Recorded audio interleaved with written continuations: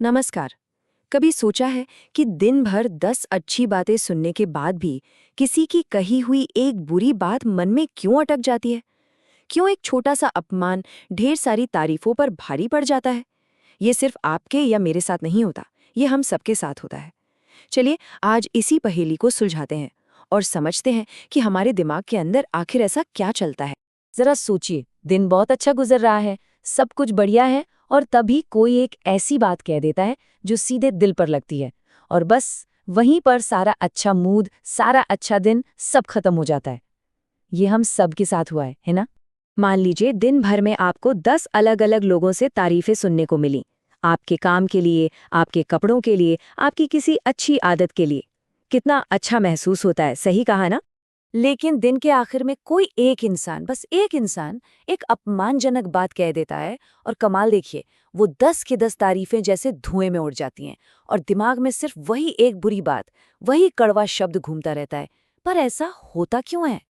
देखिए, इसका जवाब ना हमारे दिमाग की बनावट में ही छिपा है। हमारे दिमाग का सबसे पहला और सबसे जरूरी काम हमें खुश रखना नहीं है, बल्कि हमें सुरक्षित रखना है। वो एक बॉडीगार्ड की तरह काम करता है, किसी चीयर लीडर की तरह नहीं। असल में हमारे दिमाग की प्रोग्रामिंग ही ऐसी है कि वो सबसे पहले खतरों को पहचानता है। उसका मेन जॉब है हमें बचाना, सेफ रखना, न कि हर पल हमारे लिए खुशियां ढूंढना। तो होता ये है कि जब कोई हमारा अपमान करता है तो दिमाग उसे एक संभावित खतरे की तरह देखता है, एक सोशल थ्रेट। लेकिन जब कोई तारीफ करता है तो वो दिमाग के लिए सुखद तो है, पर कोई अर्जेंट जानकारी नहीं है जिस पर तुरंत ध्यान दिया जाए।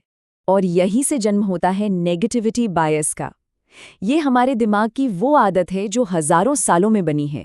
सोचिए, हमारे पूर्वजों के लिए ये याद रखना ज्यादा जरूरी था कि किस झाड़ी के पीछे शेर छिपा है, बजाय इसके कि किस पेड़ पर मीठे फल लगे थे। खतरे को याद रखना ही जिंदा रहने की गारंटी थी। अब आते हैं दूसरे पहलू पर।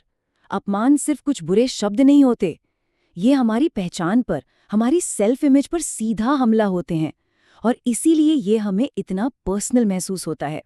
इस फर्क को समझिए, जब कोई कहता है तुमने अच्छा काम किया तो ये तारीफ हमारे काम की है, लेकिन जब कोई कहता है तुम बेकार हो तो ये हमला सीधा हमारी पहचान पर है कि हम कौन हैं, और हमारा दिमाग अपनी पहचान पर हुए हमले को बहुत बहुत गंभीरता से लेता है। और यही वजह है कि अपमान वाले शब्द हमारे दिमाग में गूंजते रहते हैं। रात को जब सोने की कोशिश करते हैं तो याद आते हैं, या जब भी हम अकेले और शांत होते हैं तो वो शब्द फिर से लौट कर आ जाते हैं। अच्छा, अब ये समझते हैं कि यादें बनती कैसे हैं, खासकर वो जो कभी भुलाई नहीं जाती। हमारा दिमाग ना एक फाइलिंग सिस्टम की तरह है, और जो हमारी भावनाएं हैं वो उन फाइलों पर इम्पोर्टेंट या अर्जेंट का स्टैंप लगाती हैं। इसका एक बहुत सीधा सा फॉर्मूला है। किसी भी घटना से जुड़ी भावना जितनी मजबूत होगी और उसका मतलब हमारे लिए जितना गहरा होगा, वो याद उतनी ही पक्की हो जाएगी। अपमान अपने साथ बहुत भारी भावनाएं लेकर आता है, जैसे कि सदमा, शर्मिंदगी, गुस्सा और सबसे बड़ा डर, ठुकरा दिए जाने का डर। ये सारी भावनाएं इतनी शक्तिशाली होती हैं कि दिमाग फौरन इस घटना को एक मोस्ट इम्पॉर्टेंट फाइल में हमेशा के लिए सेव कर लेता है।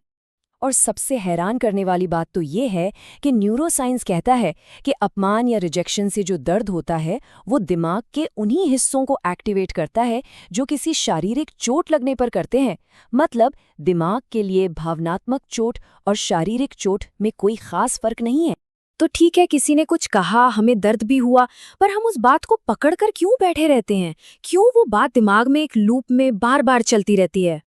ऐसा इसलिए क्योंकि अपमान सुनने के बाद हमारा दिमाग चुप नहीं बैठता, वो एक जासूस बन जाता है और सबसे पहला सवाल खुद से यही पूछता है, कहीं ये सच तो नहीं? और बस यहीं से शक का बीज पड़ जाता है। और फिर ये शक और भी बड़ा हो जाता है। क्या सिर्फ इसी इंसान ने ऐसा कहा, या बाकी लोग भी मेरे बारे में यही सोचते हैं? बस कहते नहीं। ये सवाल हमें अंदर से खोखला करने लगता है।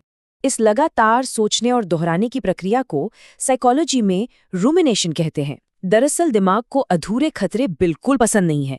वो उस अपमान को बार बार चलाकर ये समझना चाहता है कि क्या हुआ, क्यों हुआ, और भविष्य में दोबारा ऐसा होने से कैसे बचा जाए। तारीफों के साथ ऐसा कोई चक्कर ही नहीं है, वो सुनी जाती हैं और वही खत्म हो जाती हैं। और इसमें हमारे बचपन की कंडीशनिंग भी एक बहुत बड़ी भूमिका निभाती है। स्कूल में, घर पर हमें अक्सर गलतियों के लिए टोका जाता था, सजा मिलती थी, जबकि तारीफ बहुत कम होती थी। तो हमारे दिमाग ने बचपन से ही ये सीख लिया है कि आलोचना, क्रिटिसिज्म ज्यादा सच्ची और जरूरी होती है। तो चलिए अब इन सभी बातों को एक साथ जोड़कर अंतिम हिसाब लगाते हैं कि आखिर क्यों एक कड़वा शब्द 10 मीठी बातों पर भारी पड़ जाता है। क्योंकि हम इंसान सामाजिक प्राणी हैं। एक समूह का हिस्सा बने रहना, लोगों से जुड़े रहना हमारे जिंदा रहने के लिए जरूरी है। अपमान हमारे दिमाग के लिए एक सोशल सर्वाइवल अलार्म की तरह काम करता है। ये अलार्म बताता है कि समूह में हमारी जगह, हमारी इज्जत खतरे में है। मनोवैज्ञानिक तौर पर देखें तो एक नकारात्मक टिप्पणी का वजन 5 से 7 सकारात्मक टिप्पणियों के बराबर हो सकता है। मतलब एक अपमान हमें जितना नीचे खींचता है, उस असर को खत्म करने के लिए हमें कम से कम 5 से 7 तारीफों की जरूरत पड़ती है। तो सार बस इतना सा है, हमारा दिमाग हमारा बॉडीगार्ड है। इसका काम खतरों को पहचानना, हमारी पहचान की रक्षा करना और हमें समाज से बाहर निकाले जाने से बचाना है। इसका काम तारीफें इकट्ठा करना है ही नहीं।